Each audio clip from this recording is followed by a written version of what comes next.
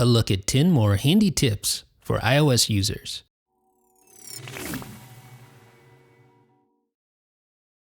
When you want to select multiple photos in the Photos app, all you need to do is tap the select button and then tap each individual photo that you wish to share.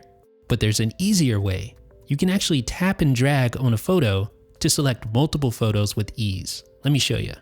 Just tap and drag. Super simple, super easy.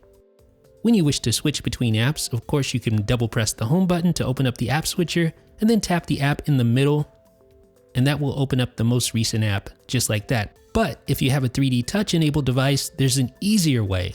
Yep, just 3D touch on the left side of the screen and drag over to quickly switch between the two most recent apps that you've used.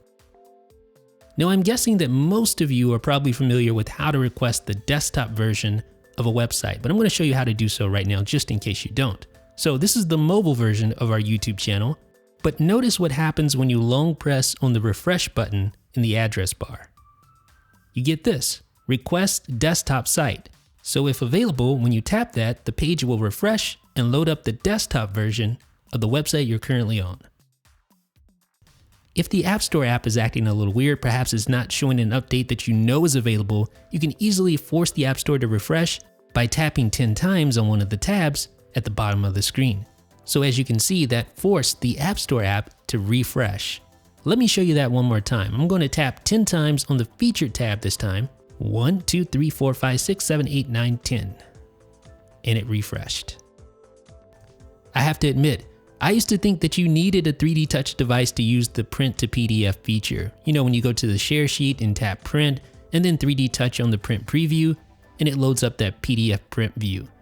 I used to think you needed a 3D touch device to do that, but you don't.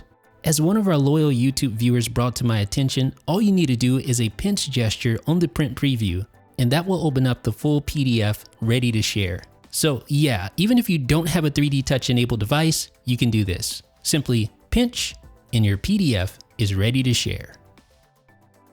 Did you know you can use the stock alarm clock in the Clock app to wake up to Apple Music? Yeah, any song on Apple Music, as long as it's downloaded, added to your library, you can go in, edit the alarm, tap on sound, and then pick a song.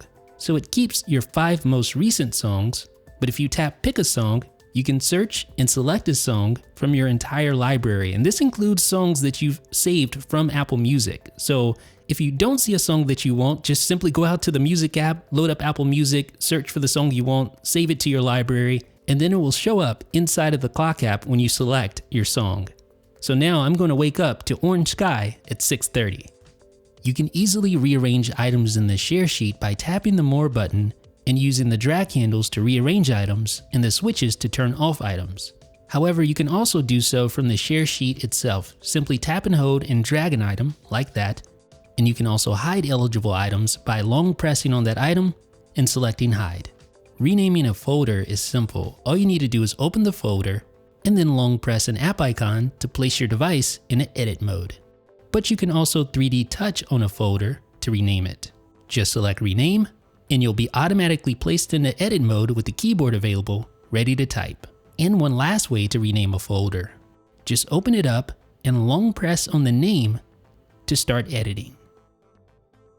If you'd like to mark up a photo or screenshot in the Photos app, just tap the adjustment button while the photo is open, and then tap the ellipsis button to show your photo editors. You should see markup there, but if you don't, tap more and then enable it there and tap done.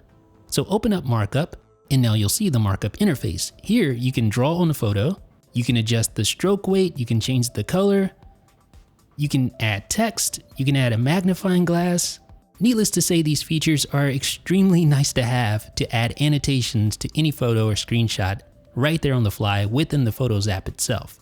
It's also smart in that you can do things like draw arrows or circles on the screen, and it can transform that item into an actual circle or actual arrow, and you can adjust those accordingly.